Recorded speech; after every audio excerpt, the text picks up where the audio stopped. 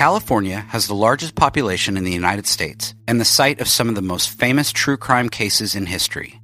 But there's more than meets the eye to the crime in California. Join Sean, Jessica, and Charles on the California True Crime Podcast as they cover crime both infamous and overlooked from around our state, while looking at the deeper history that goes beyond beaches and movie stars.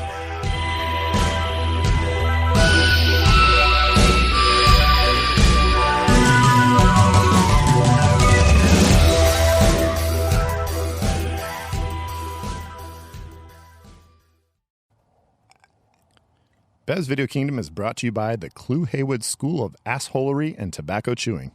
Need to put somebody in their place with a well-timed joke about their kids? Ready to show up the new guy on the job with some general unnecessary dickishness? Ready to spit glorious pools of chaw juice out of your mouth like it ain't no thing? Then you need to enroll in the Clue Haywood School of Assholery and Tobacco Chewing. Each 90-minute course will have you well on the way to degrading each and every person you meet, all while maximizing the performance of that big fat wad of delicious snuff stuffed against your rancid gums. Having a dinner with the new boss? How about comparing the looks of his wife with his dog, followed by spitting a beautiful brown rainbow of Copenhagen all over his new carpet? Speaking at your best friend's wedding? How about an inappropriate dick joke and a high-speed skull stream straight in the bride's eye? You'll learn all of Clue's greatest methods for pissing off everyone around him, and if you act now, your first 3 cans of Grizzly are on us. The Clue Haywood School of Assholery and Chewing Tobacco. Sign your sorry ass up, meat. Nothing quite as effective as making fun of someone's kids. That'll shut him up.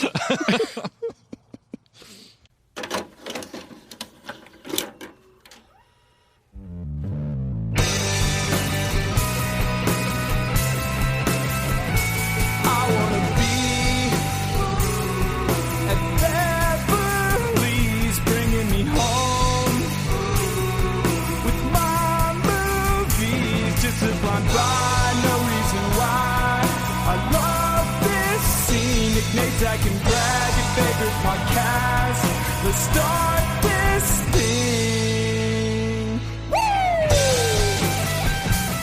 Woo! Welcome back to Bev's Video Kingdom. This week we are focusing on the 1989 baseball classic Major League. Couldn't wait to do this. Got a sports movie going. We are actually doing this pod for our very first outdoor edition. Soaking up the last bits of the dog days of summer as we're approaching the last 3 weeks of the MLB regular season. Nick's wearing a sweater right now. Caw. We've got that marine layer kicking in the valley here.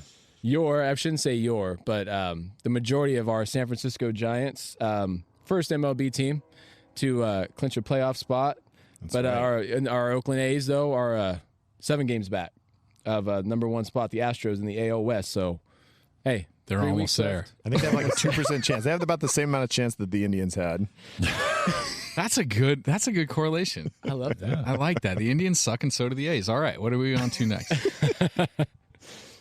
But so let's see. Okay, so Major League runtime, hour 47 minutes. Stars Charlie Sheen, Tom Berenger, Wesley Snipes, Corbin Burnson, Margaret Whitten, James Gammon, Rene Russo, Dennis Haysbert, cameo by, we had a couple Major League players who ended up becoming parts of the cast, are the third base coach, and then the Bob Uecker, the very famous and just masterful Bob Uecker. Just a bit outside. Damn, that was nice, Zach. Oh, dude. That was clean. Hey, 86 years old, and he just made a call for the Brewers. It was incredible. They had a Grand Slam walk-off, and he had a call that was just like, dude, that guy still has it. 86 years old. That's amazing.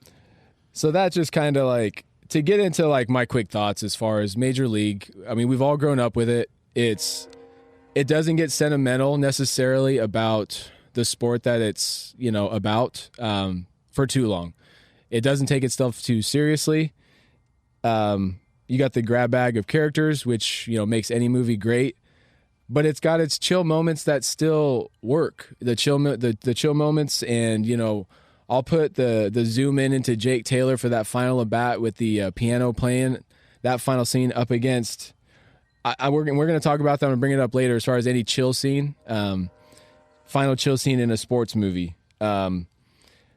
it's always that that thin line teetering between the peripheral stories, the love story, versus how much sports you're going to play to keep me engaged and allow me to keep having fun in a movie. And I feel like Major League tightropes that and walks on that tightrope pretty well, and I love it. So I love this movie. Are you saying chill scene like it gives you the chills? Yeah, like the chill scene of any. There's always a chill scene in any major, any movie. 100%. I mean, the him running to first base with the bad knees, and oh man, just screaming, running to first base, just gives it his all, and then he collapses after he goes across. Safe. He was safe. Oh my gosh. Yeah. So those are my thoughts. I'd love to hear what you guys think. Yeah, I mean, this is been an all-time classic of mine forever. I really enjoy the movie. It's something that I quoted with my brother and my dad like constantly, and it's just I pretty much could go through the entire movie just about word for word, and it's by far my favorite baseball movie. So yeah. So I had a happy return to this movie. So I love this movie, but I remember that I loved it, but I probably hadn't watched it in, I don't know, 20 years. I mean, it'd been a long time. Oh, wow. Something's wrong with you. And I watched it a lot, though, back in the day. And so all of a sudden, I was kind of like, okay, I know that I used to say Major League was maybe the best baseball movie, but maybe it hasn't. It just was incredible, right? So I love it. And one of the things that I think I like the most about it is that it's become sort of part of the fabric, especially some of the lines. It's become so much part of the fabric of pop culture in certain ways that we forget where we're attributing things, right? Look at this fucking guy. Yeah. Dude, how many times? There's so many lines in there that I was like, I had no idea. I had no memory that was from there. I say it every week. That's why I said that, because when I watched it, I was thinking to myself, oh my gosh, I didn't know that was from this movie. Exactly. Yeah, I had that so many times. So, and it's also just such an archetype, right? I actually stupidly had the thought initially that maybe this is the first great baseball movie, and then I looked at a bunch of baseball movies. That's clearly not true, but it's certainly it's a turning point for that. It's kind of like a pinnacle moment at that time for me. So I mean, it's an unbelievable movie, almost unassailable. I don't know what you would critique. Yep. To piggyback on that, it's great, and the weird thing about it is that this movie came out in 1989. As Nick said, it doesn't take itself too seriously, but then it still has all of the great sports moments. Only one. I was going to talk about it later, but I'll talk about it right now. The guy, the pitcher, the douchey pitcher. That's Harris? Yes, he's the only guy where you're like, this guy's not a major league pitcher. When you watch him throwing batting practice, you're like, there's no. But in '89, though, there were pitchers that kind of we're closer to looking like him. He lost me. Every other bit of baseball action in this movie is pretty legit. And the fact that they actually said that they didn't let Wesley Snipes throw a ball in the entire movie because he's terrible at throwing a ball. But Sheen was like a college pitcher. He threw legit in the 80s. There's so many cool little tidbits like that. It's absolutely insane. But I like the movie. The end scene is amazing, and makes you feel something. I like that. So that, just really quick, I mean, is it the best baseball movie? I mean, is it the best baseball movie ever made? I can give you some of the top ones as far as obviously Field of Dreams, Bad News Bears, Bull Durham. I threw in Mr. Baseball, but I'm sorry, it doesn't touch any of those. The Natural. Tom Selleck, bro. Yeah. I know, but I grew up with Mr. Baseball, but Yeah.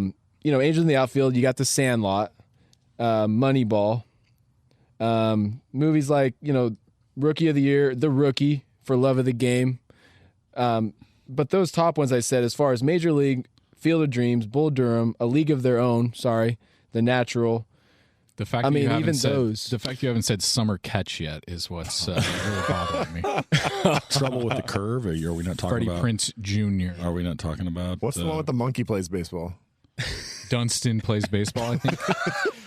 So I probably go, my Rushmore has got to be Field of Dreams, Bull Durham, Major League, and A League of Their Own. So you're saying Field of Dreams is the pinnacle baseball? No, maybe The Natural sneaks in there, but no, I'm just saying that's no Sandlot, my 4. No Sandlot in your top 4, huh? Probably not. I think Sandlot- Sandlot drags a little bit to me. It's not the greatest movie ever. People love it. I tried to show it to my little boys who love baseball, and they were like, "Can we watch something else? Like, what is going on in this movie?" So I probably give it to Bull Durham if I have to do it. But I take. Yeah, I this is why we're talking about. Keep say why why Bull say what you're Durham? gonna say. Yeah. Well, because I think like it gives you a better feel for me, like it gives you a grittier feel for like some of the reality of it, but with a lot of funny lines and a lot of cool stuff. But bro, And Costner's daughter chokes on a hot dog. I mean, how can you get more grittier than that? No, I know. I'm saying like that's so gritty because that's not like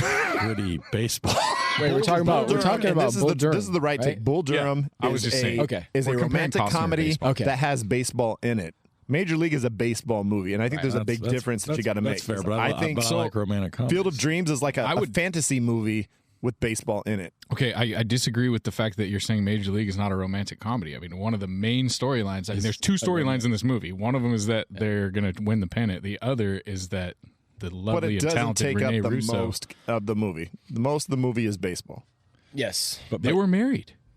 But I can get on board with Major League. To answer your question, Nick, I can absolutely get on board with it as the greatest baseball movie. I mean, it's hard to argue definitively against it. And let me just, but if we're talking about great baseball, let me talk about this run, a 5-year run.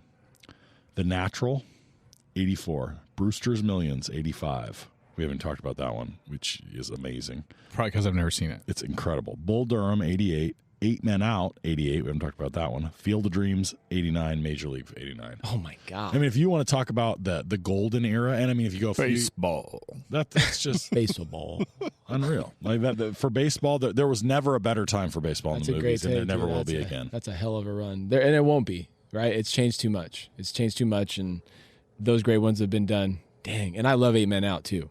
I love me some 8 Men Out. Have you guys seen that? Has anyone not seen it? Black Sox. I have not seen Cusack. Yeah, that's some good. Those are great cast. Ray Liotta. I mean, Brad, do you have a take on that?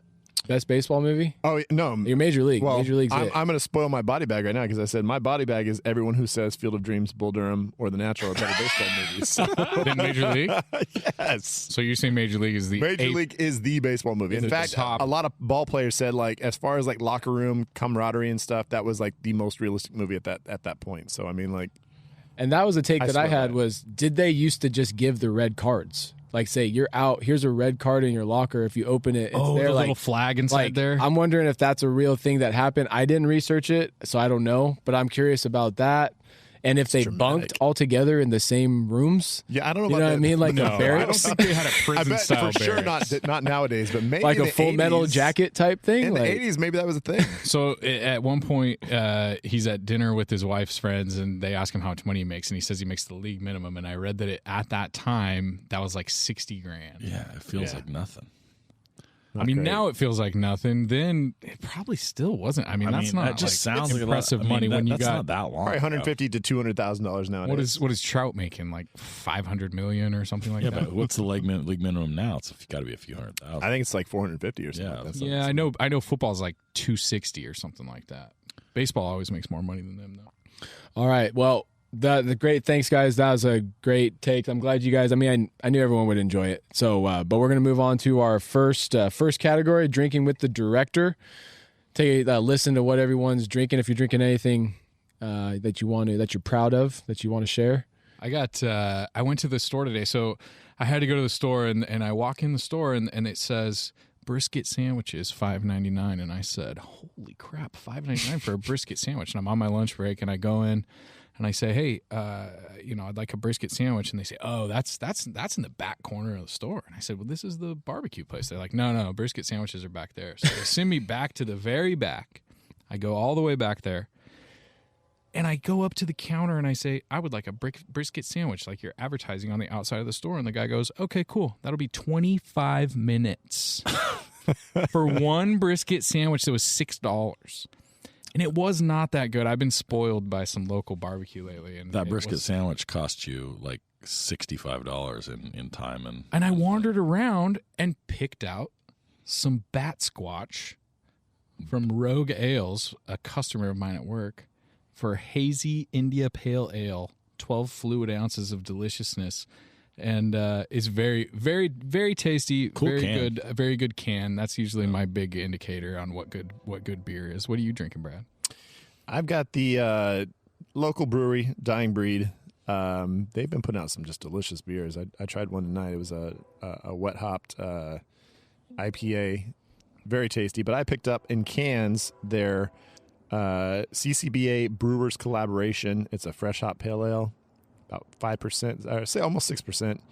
And it's tasty, really tasty, great. And it's actually supporting California Craft Brewers Association. So it's helping out local breweries and supporting local brews. So shout out to Dying Breed and this delicious fresh hop pale ale. I wonder, do the local breweries need any help? I feel like they're balling. I feel like they're doing just fine. There's 74 in every town. I'm glad they're sticking together. Sounds delicious. Nate and just sipping on some brown stuff. I got rock. I got Red Breast, some 15 Ooh, year. hell yeah. That's baller shit right there.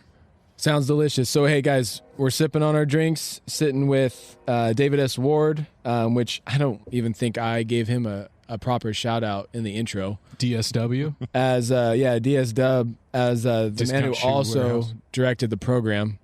So, getting into drinking with the director, sitting down with the man who has the program and Major League under his belt, and putting him up against some of the other, we're going to talk about the other 3 directors who have very challenging two sports movies under their belts. But we're sitting with them, and what are you guys talking to them about? What are the questions you're asking them about Major League? What do you want to know?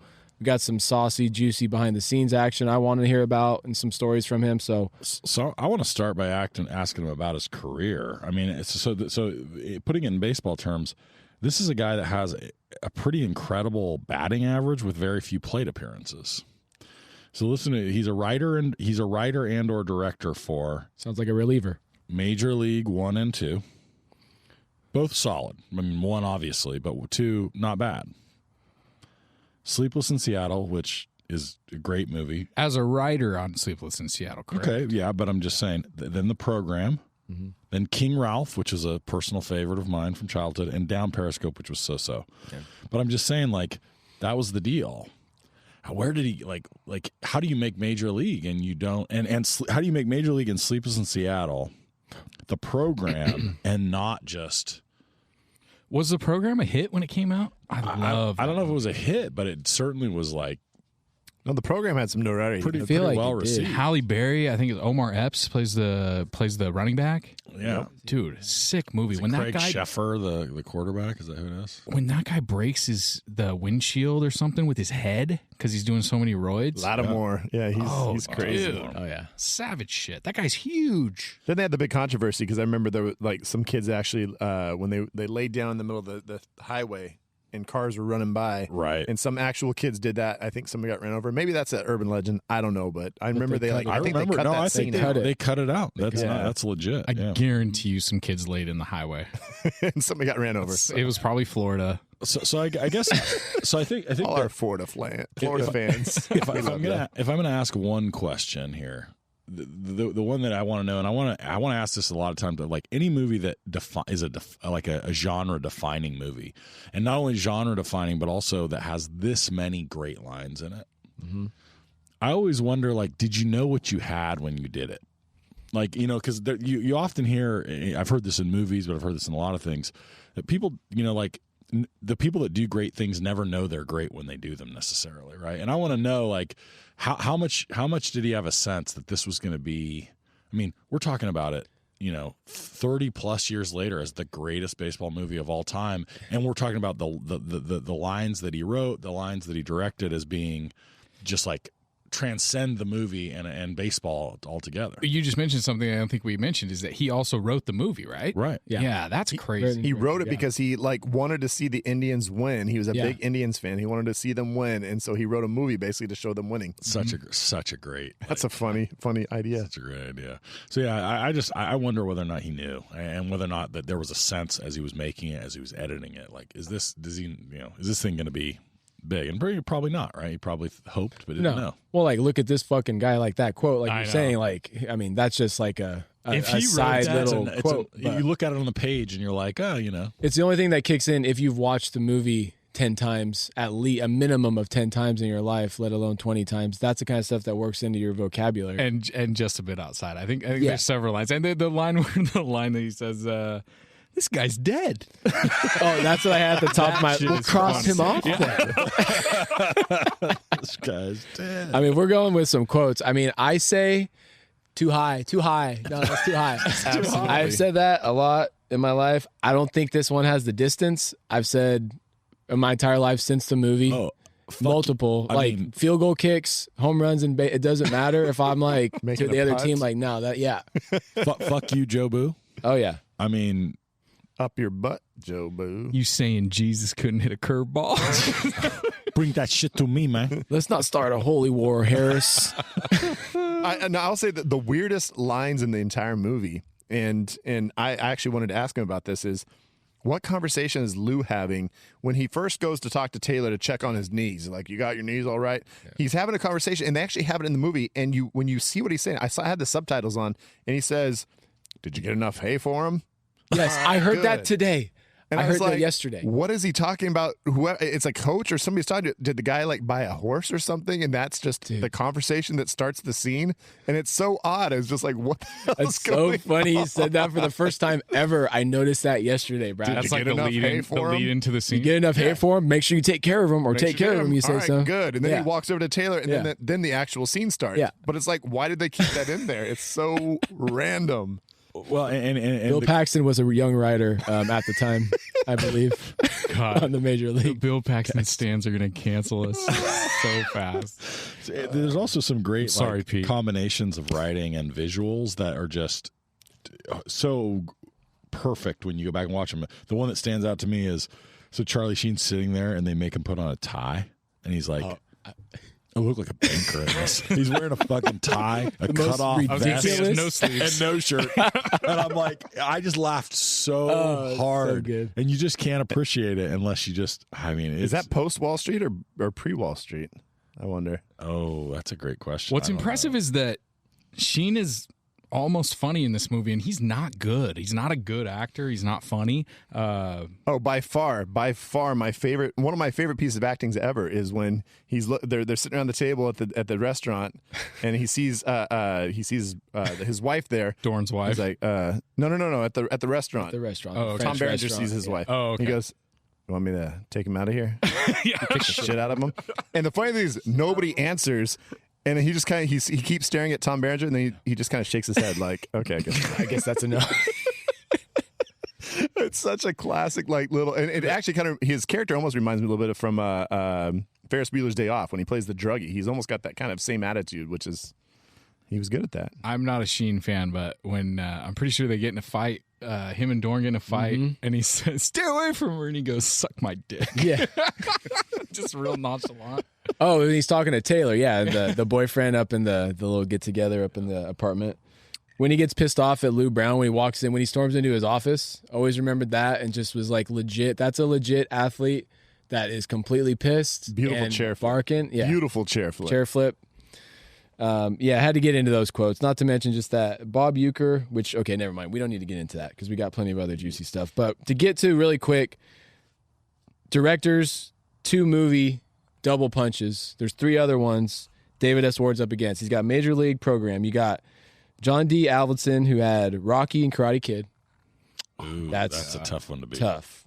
Gavin O'Connor, Nate, your boy, Miracle, and Warrior. Miracle and Warrior. Bose Yakin. Remember the Titans and the Rookie. That's not going to win. So that's the 4 horse like list that I could come up with. You said Rocky and Karate Kid. Though. Yeah, I don't that's see how tough, you beat right? It's that. unbeatable.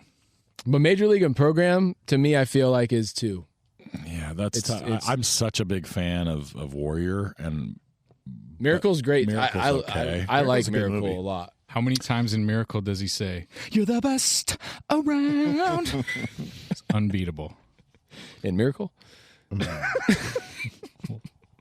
Anyways. Gonna ever keep you I down. missed that. No, I'm just saying that's why Miracle sucks, and it's not Karate Kid. That's all I'm saying.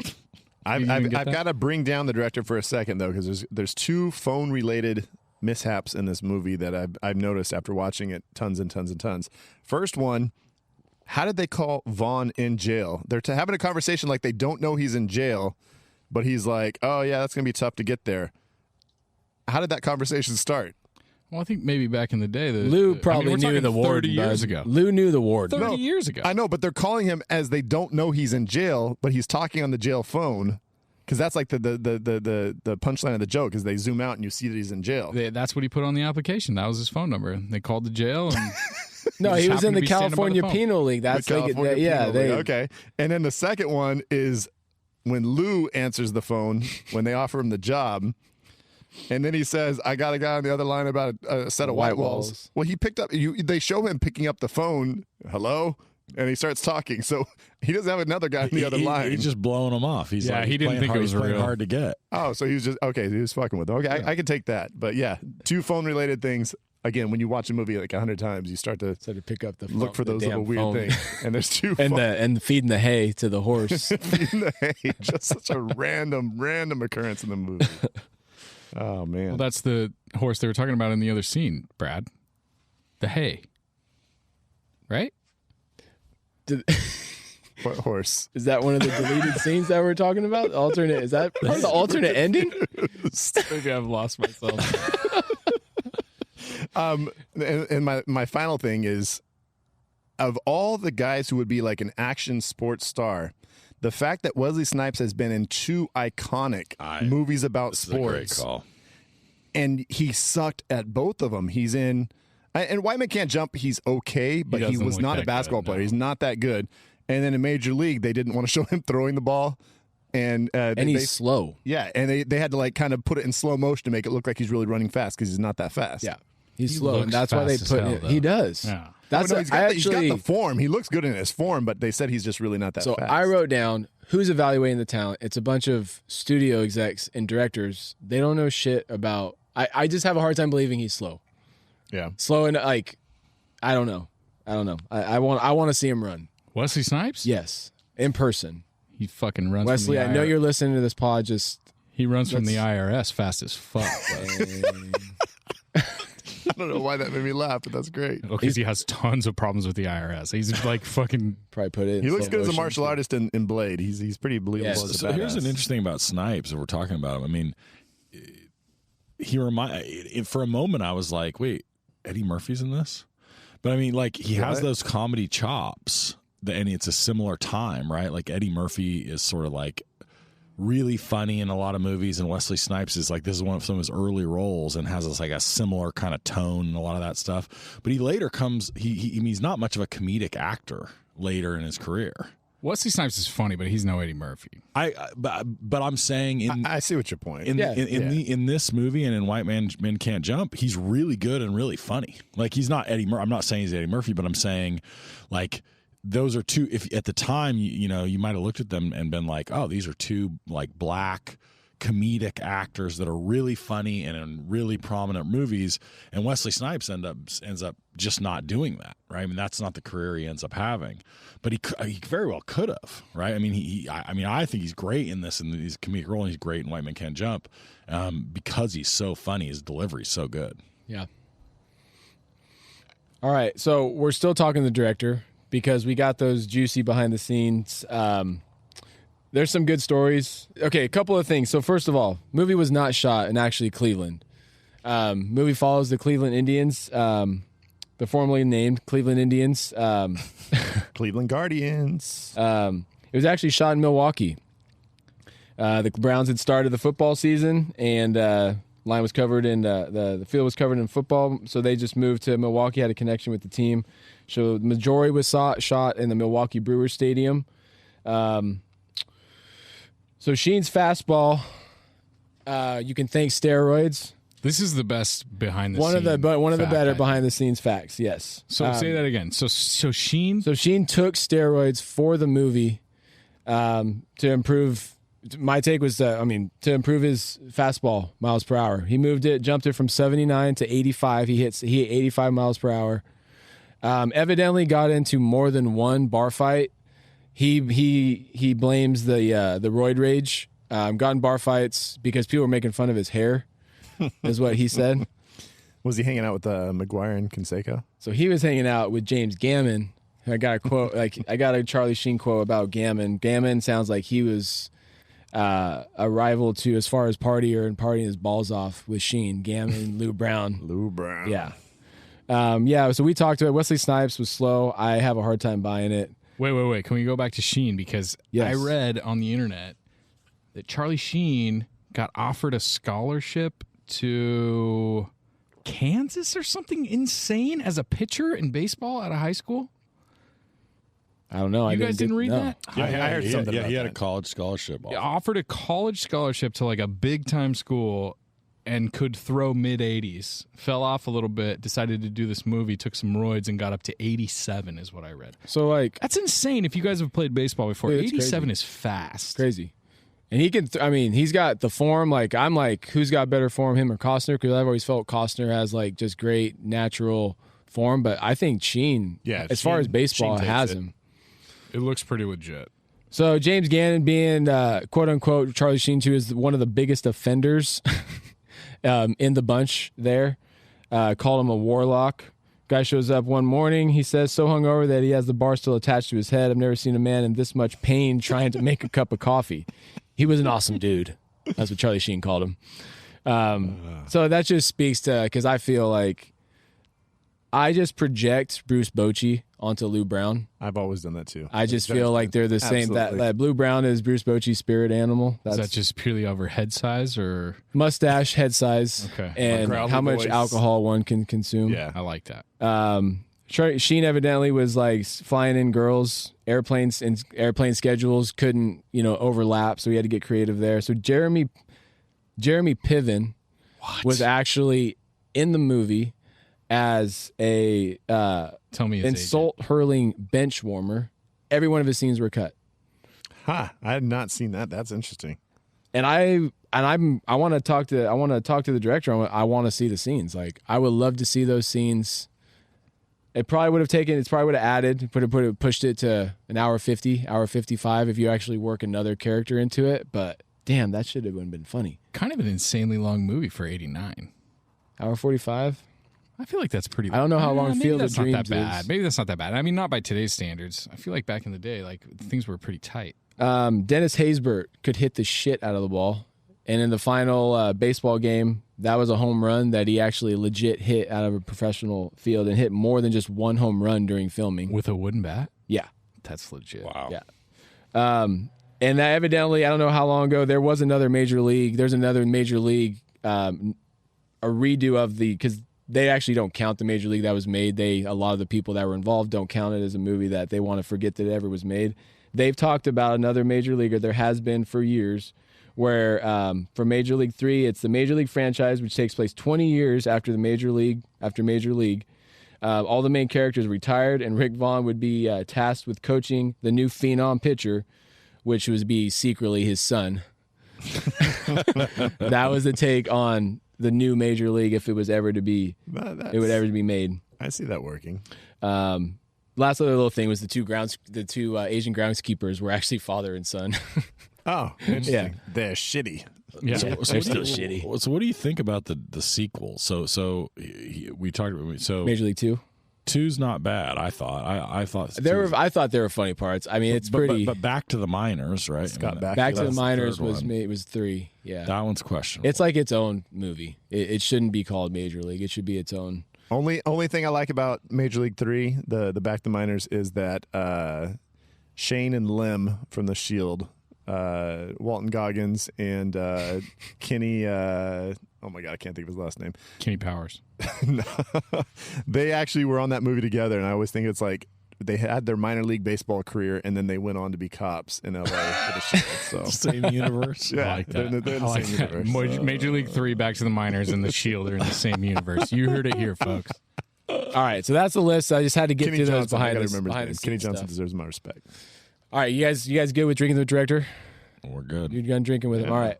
Moving on to our next category, shag, snag, body bag. And Nate, we're going to start off with you and what you want to shag from Major League. So this is an easy one for me. It's Euchre, right? So absolutely a Hall of Fame, the best sort of movie sportscaster. He's a real one, right? But he takes on sort of a different persona here.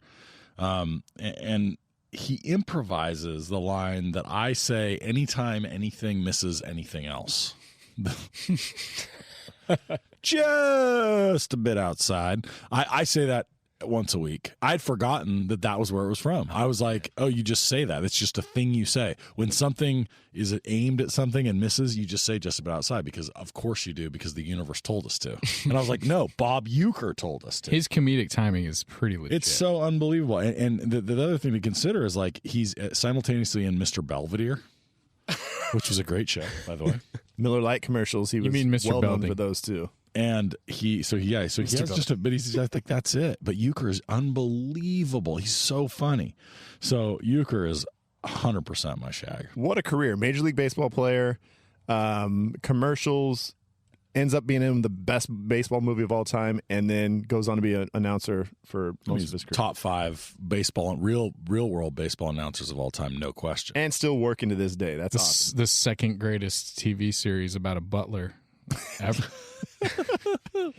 It says, I mean, can you label him as an unreliable narrator? He is in this movie a lot, and basically is telling you not exactly what's happening in every game. He's talking, like, if you were to just 100%. be in the other room and listen to him as a commentator, All those people listening on the radio are like, oh, Yeah. you missed by a couple inches, you know? Just a and bit he's outside. throughout the entire movie. And what is the movie without Uecker? He's amazing.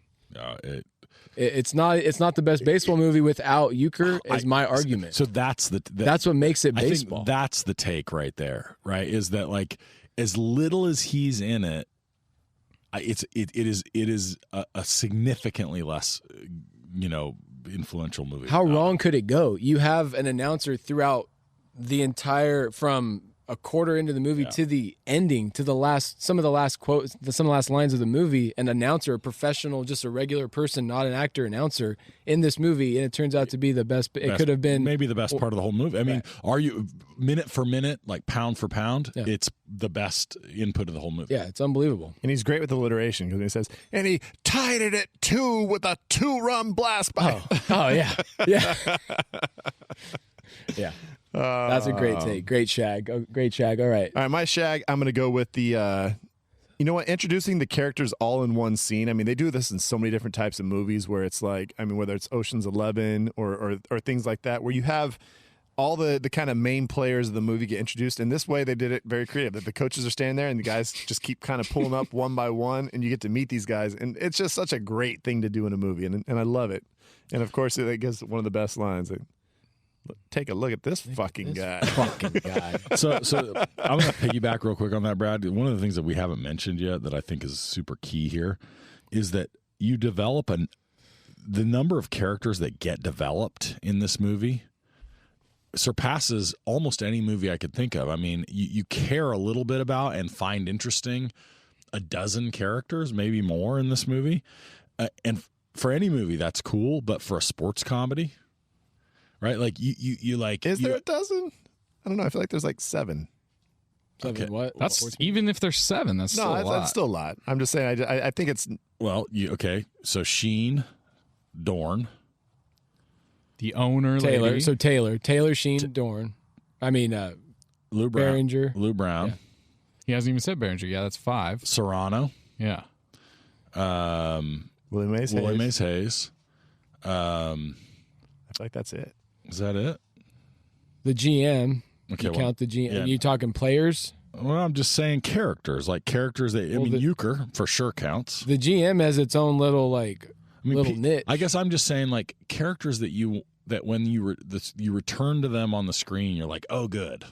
Like, I want to see what's up with that. You do root for all of them. It's like Yeah. you pretty much have a vested interest in all of the characters, just about equally. All right, well, return to me on this point. I'm gonna count. You guys go on. Well, Go you just reminded me something that we haven't even mentioned yet, and that is that Serrano is the same guy from the Allstate commercials. Do you guys realize Oh that? yeah. Oh, Hasbro has had an incredible Allstate. run. He plays the president in some stuff. He's that's one of my comments. Is he's just he's been great. Well, There's some the interesting American careers. Express commercial was what got him the job. Yeah. Right. That's what got him the Allstate job, Yeah. dude. That was his Look at resume this right little there. big league. That was his Iconic audition. shit. Little league home, What is it? the big league home run Big hitter. league home run hitter. It's cool. You want to get into your favorite places And restaurant type What- places. Yeah. Restaurant type places. Oh, what a line. That's just its own amazing scene. Who we at? Are we Brad? For Shag, yeah. We're at Brad. I just you did- just I threw it had out. My interest Okay. in the carousel in one scene. Yeah. Sorry, so I'm on Shag. I got catcher, first base, trash talk, like in a movie. Oh, Like just in general, like you're growing up and it's like you see that first clip of it and you're playing ball with your like friends and like, oh, well, this is amazing. You can play mind games and talk shit to your friends or whoever if you're playing catcher. how's your wife? First- How's your wife and my kids? Oh, great. All-time Amazing great line. What was she doing with I her literally- underwear on your head?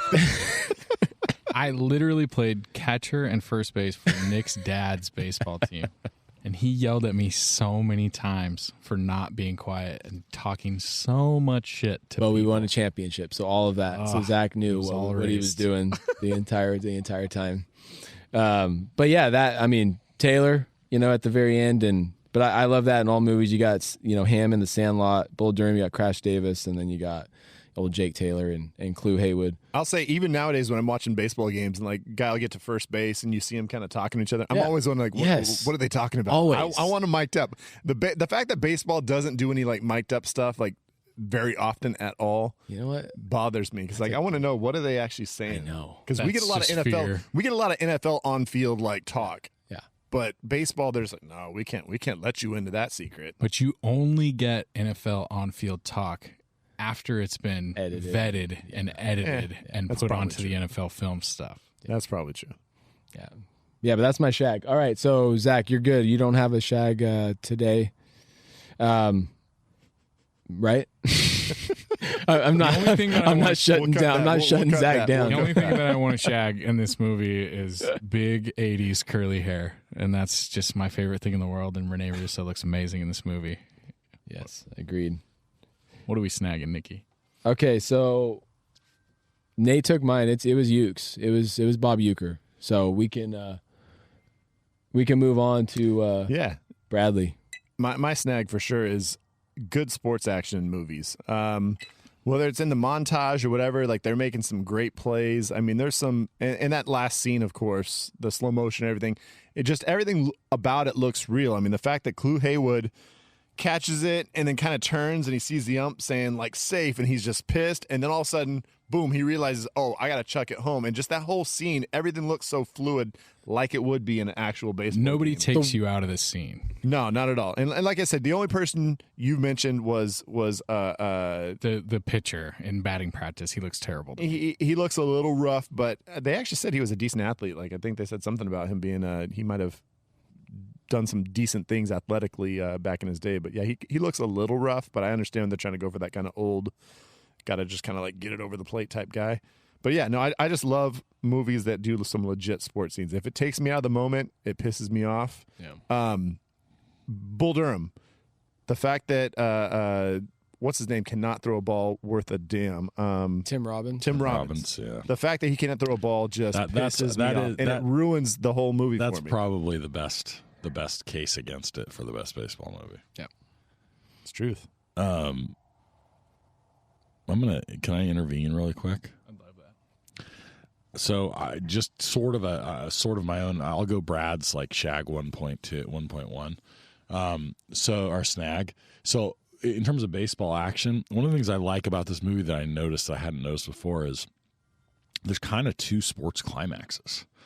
And it's unique to baseball that you can do it, right? But you kind of get a top of the inning, bottom of the inning, like heroics, right? You get defensive heroics and then offensive heroics, and they almost create both their own like little like sort of Two crescendos for sure. I love it, and so that was something I was like, this is really cool, and it kind of both the movie simultaneously plants lots of seeds along the way to give you some thrill for both sides of it, which really does make it like that true baseball movie, right? Because it's the only way to plant those seeds is to make it about the baseball, right? So that when you get there, right, it's not like some character development thing. It's really like, how did the team progress? Like, what were the struggles they had, which was really cool. And in pure major league fashion, it's 3 fastballs. You know what I mean? Yeah. They don't- You get, that's it. You get three strike this fastballs. motherfucker out, Right. and then you get that's him a the- hell of an idea. Give him the heater. So you get that top of the inning, the bottom of the inning. That's a very cool That's a great element point. of just Good baseball call. as a sport for sure. So my snag is going to be a little more objective, and I'm going to snag the year 1989. I was in 2nd grade. My dad sells chemicals for a living, and he had a customer that came to him, and there was a big earthquake during the World Series in San Francisco in 1989, and my dad's customer had tickets to the game and then came back from the earthquake game and said, I don't want to go back. I'm not going back. Do you want these tickets? Gave my dad the tickets. My dad took me to the World Series in 1989, Giants A's. What? And it was freaking amazing, except for the fact that I'm pretty sure the Giants got shut out. They I lost. hate that series. And I cried. I was a big Giants fan. It was at the hate A's that Stadium. fucking series. And I cried all the way out of the stadium when my dad said all the A's fans were like, oh, hey, buddy, it's okay. You're going to be all right. You were like, "Don't touch me." And I was like, fuck you. two of my Giants rule. two of my buddies at work just reminded me today that one's an Angels fan and one's an A's fan, and they just reminded me that because I'm talking about the Giants, of course, Giants Yes. doing great, and one's like, "Hey, both of our teams beat your team in the World Series, and you can't say shit about that." I'm like, "Damn it, you're right. That pisses me off." Oh, and that Angels is a whole other series. Oh too. yeah, The only other thing I want to shoehorn into my snag, and it's about my dad also, is that he now plays in like a 65 and over softball league. And he asked me to come over to his house to help him put something on his bat. And I get there, and he gets his bat out, and he takes it out of he's got it in his office, and he goes and gets it and brings it out. And it literally has like a neoprene wetsuit material, like holder on it all the way down the bat. And it just made me think of Serrano with his hats for bats. Hats. And I thought that was pretty funny. gracias. All right, we're moving on to body bag. What are we going to body bag from the film, Bradley? What are you going to body bag? I already said mine, and it's just anybody that thinks Field of Dreams, Bull Durham, and The Natural are better baseball movies.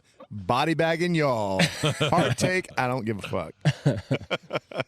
Zach, what are you body bagging? Baseball. You're body bagging baseball. Oh, okay. No, I'm not body bagging baseball. I'm just going to be really quick about this because I don't want any. We had some Bill Paxton stands in the mentions. Not happy about our review of Frailty.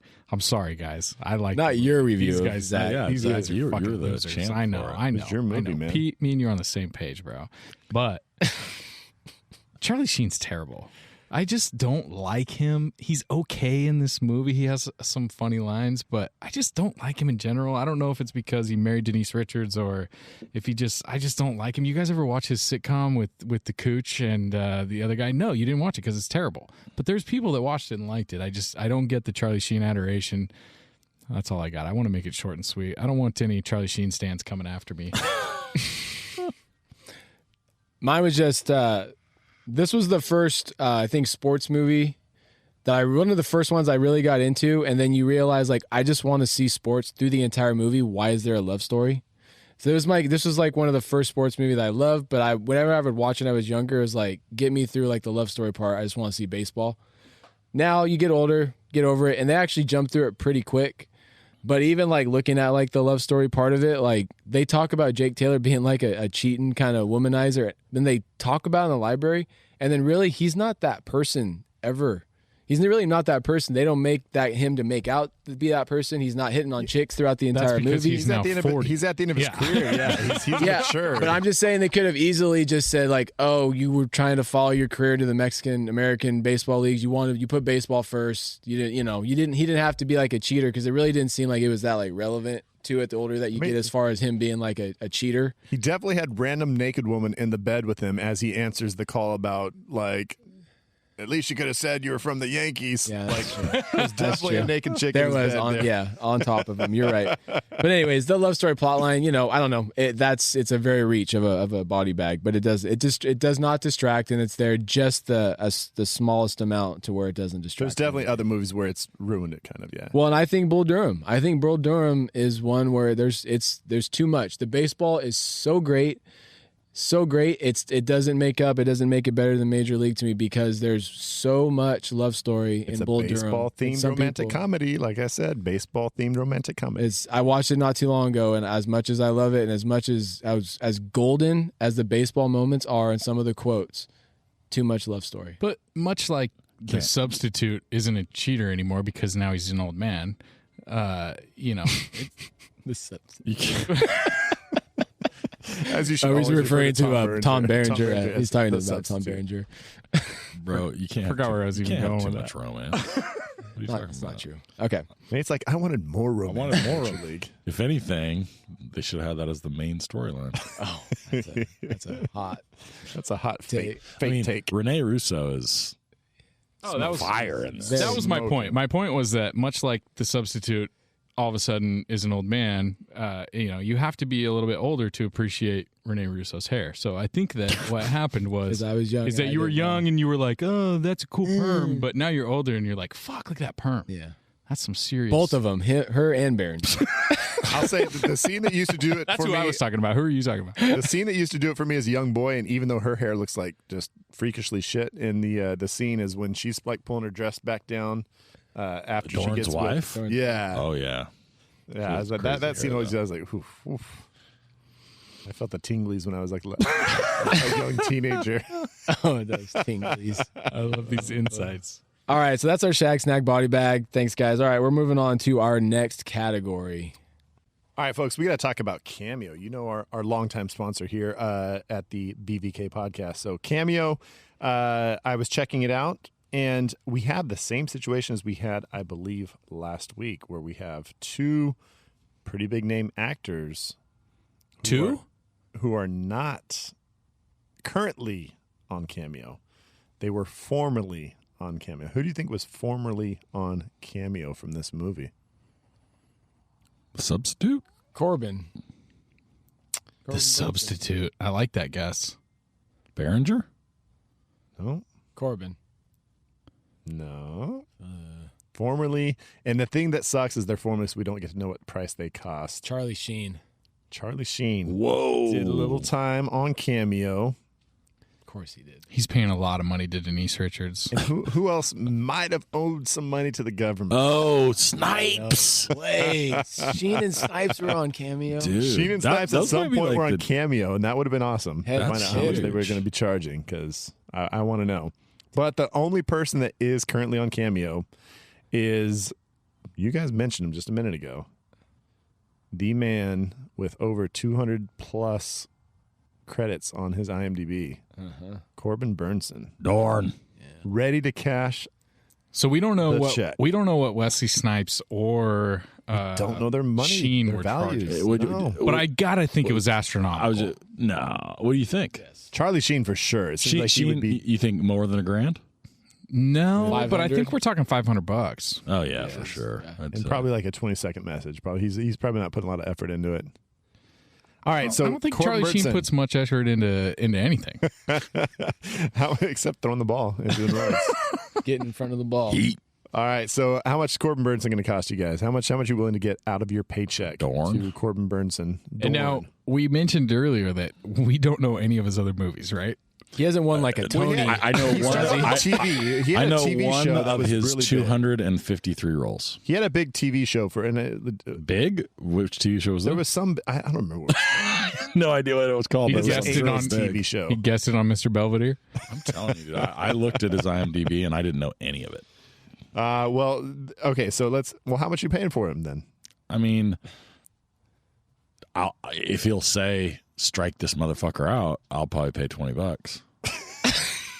Hey, Brad, strike this motherfucker out. $20. Hey, if any of you guys got sons in Little League, I mean, that would be the ultimate thing to have Corbin Burnson just be like, hey, son, you're pitching today. Only got one thing to say.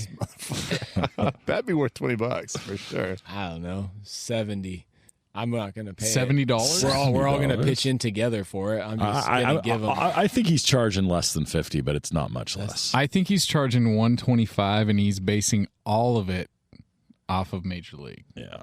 Well, I will say this, Zach, you're the closest because not only is he charging $100 for his cameo appearance, but it says Corbin Burnson, and in parentheses next to his name, it says Major League. Yes. Yeah. For a guy that has 200 plus credits, and he's just like, Major League. That's who I am, guys. Major League. You know what? Don't forget me from my 230 extra appearances on television and film. I guess if you're going to have a career defining role, a prick baseball player from 1989. Yeah. So he wasn't on the Shield then? He wasn't part of that universe? No, he didn't get to go into the Shield universe, unfortunately. Hey, can I interrupt for a minute to do our weekly ASMR moment? Unzip your pants, folks. I have selected for our ASMR a juicy peach. Sponsored by Presidents of the United States of America. So, folks from New York to LA, What kind of peach is this? fair time. That was Oh, my God. kind of Just so crunchy. you know, the town we live in actually used to be called the peach capital of the world. So that's kind of cool. It's a known fact on Twitter that there are a lot of people that can't hold it together when I eat food. So sensual, really. I mean, I can't believe you gave 2 bites away. I thought that you'd have to pay for the second bite. I wish we had video of this. I'm going to have a fans only page, but it's just going to be me eating food. Try not to take the second bite during my refractory period, please. $16 a month. You can watch me eat all sorts of produce and processed foods. Oh, I can't wait. All right, we're moving on to the next category, and we're going to offer up our streaming recommendations that we have done a lot of research to find. Can I just say that when I pick the wrong thing and say the wrong thing, much more hullabaloo is made about it than when Brad does? Can I just say that? Sure, bud. They're not going to hear that. Get it out, dude. It's going to get cut. God Anyway. damn it. All right, just cut that shit. Zach said something stupid again. I'm fucking angry at you guys right now. I'm staying. Let's go ahead and start that again. No, that's good. All right. Okay. Keep going. All right, so streaming recommendations. I got Amazon Prime. The real life modern day Rachel Phelps, the story about Billy Bean, the modern day Rachel Phelps, working on a small budget to stir up the Major League Baseball universe. Moneyball is on Amazon Prime, directed by Bennett Miller. Got Brad Pitt, Jonah Hill, Robin Wright. If you haven't seen it, watch it. It's a great watch, and you know it's talked about as one of the greatest sports movies of the 2000s. So enjoy it and sit down and watch it. It's an even better book. Haven't read it, but that's what I've heard. So, for my streaming recommendation, we're gonna go with a couple of slow, some high cheese here. First of all, we're gonna go with The Program by our very own Discount Shoe Warehouse director. That's on Tubi.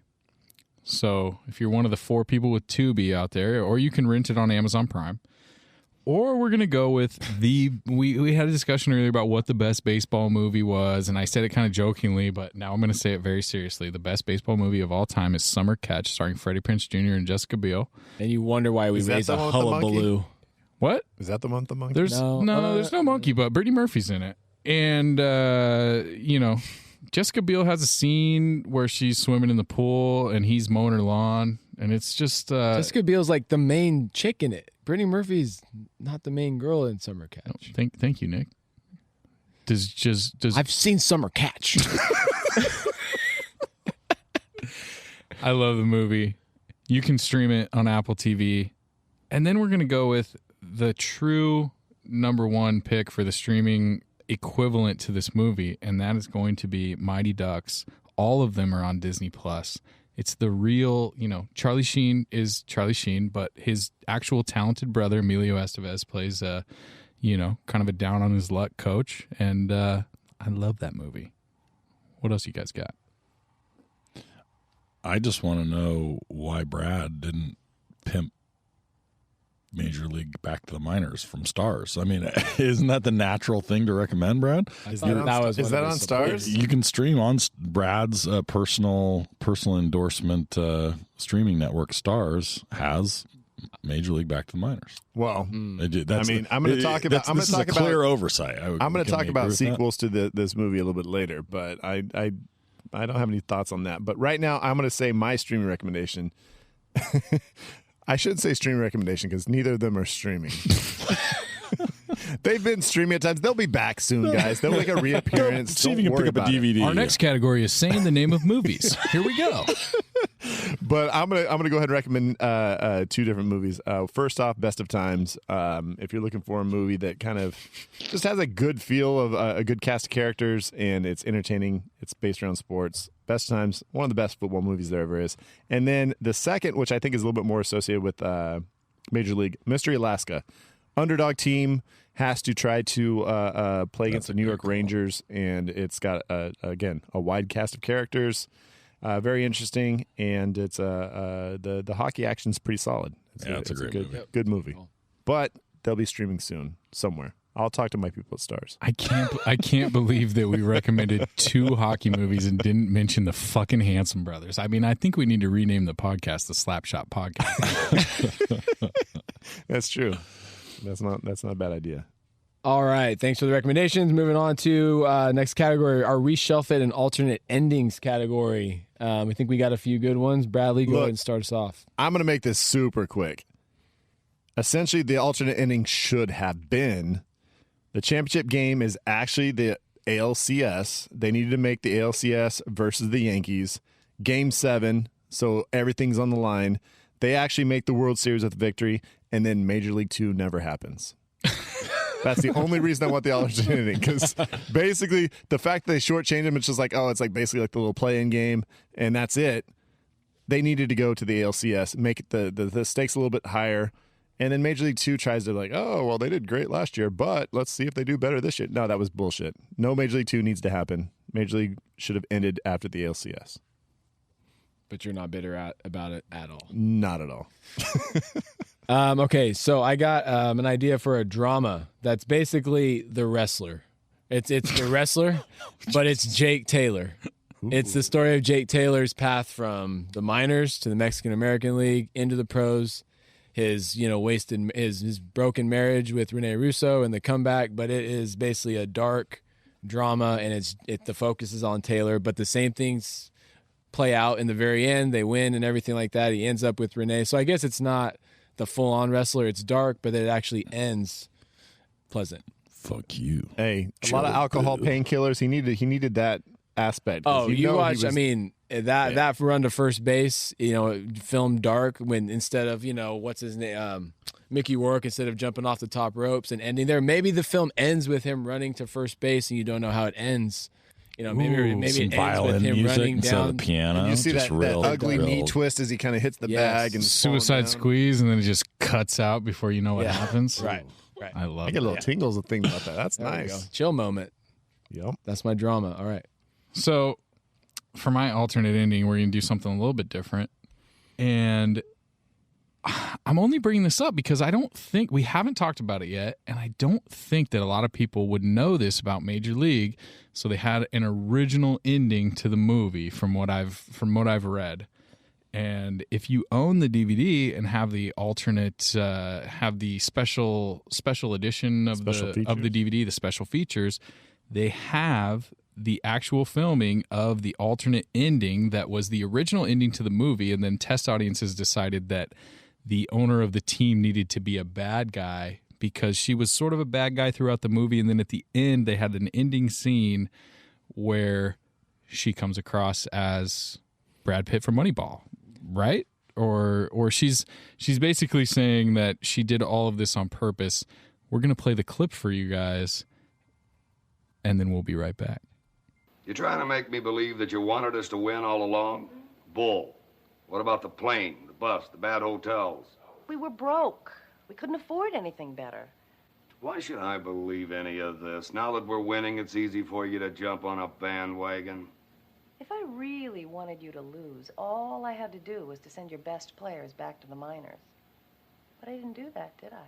I personally scouted every member of this team. Except Hayes, of course. He was a surprise. They all had flaws that concealed their real talents, or I wouldn't have been able to afford them. I think it's fucking great, and it would have ruined the movie. Do you guys agree? Like reverse psychology. Yes. Like, I tricked all of you into playing to better. to motivate him. Like she's playing fucking 4D chess over here, and everybody else has no idea what the fuck's going on. So this isn't exactly right, but for anyone watching Ted Lasso, right? I mean, this is essentially the owner in Ted Lasso is a better version, way more filled out, obviously, version of the owner in Major League, and she's not using reverse psychology. She's sort of doing something similar, but comes around. And I mean, talk about a great female owner, sort of handoff, right? Like first thing I thought when I started watching Ted Lasso, I'm like, they're basically ripping off Major League right now. Unbelievable that none of us mentioned that for streaming recommendations. Like that's the perfect streaming recommendation for this movie. It's literally the greatest show ever, and it's the same plot as the movie we just watched. I will say this though, with that alternate ending, it ruins maybe one of the best lines in the movie is, "I hate this fucking song." Like that. I mean, just as much animosity she has when just that whole thing's going on, like there's no way she's faking it the whole time. That's a bunch of bullshit. Yeah. So before we move on to the draft, can I say one thing that we didn't get to, which I think is cool? Supposedly, like bullpen closers coming out of bullpen songs originated with this movie. Speaking of, I hate this song. So I mean, that alone, right? I mean, thank you, Major League, right? I remember, Trevor Hoffman coming out to Hell's Bells for the Padres in the early 2000s. I mean, come on, is there anything more awesome than the killer closer coming out to a great song? And then it kind of, I'll say, you might argue that it's gone too far, right? Like every fucking guy that comes to bat has a stupid song, but I'm just saying, like, it's a nice idea. And running in from the outfield. Yeah. And not from the third baseline or first baseline. Open up the wall. Yeah. Did Brian Wilson have a song? I think he I don't know, but I will say Sergio Romo with El Machon is like, I mean, it's got this, it's just a fun little Mexican beat. Just, you get down to it. Yeah. I mean, loves it. And again, like back to the point from earlier, which is this has just become part of the fabric of baseball, right? Of society. It's like nobody realizes that, right? Nobody thinks about it. But if you really do think about it, wow, dang. I mean, it's iconic. It makes sense that it kicks it off, but then people just adopt it, right? It's the way the universe is. For me, if I'm going to sum it up, right, that to me, again, is the great thing about the movie. It just, it becomes so essential that you forget that that's where it came from. Completely agree. Just like this fucking guy, right? This fucking guy. Same thing. Nobody knows where that came from until they watch Major League and they're like, oh shit. Yeah, just a bit outside. It's too high. It's too high. It's too high. Not too high, too hard. Right? Fuck you, Jobu. We can keep going.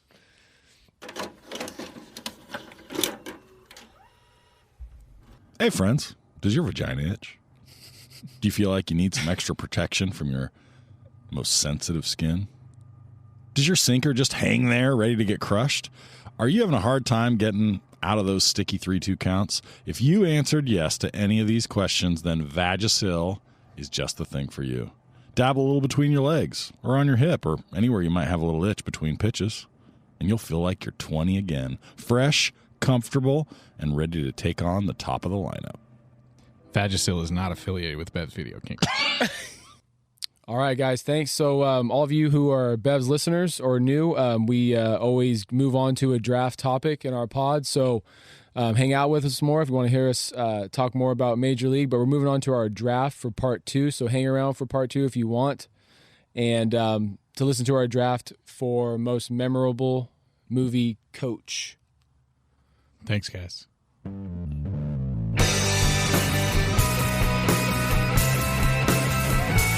I wanna be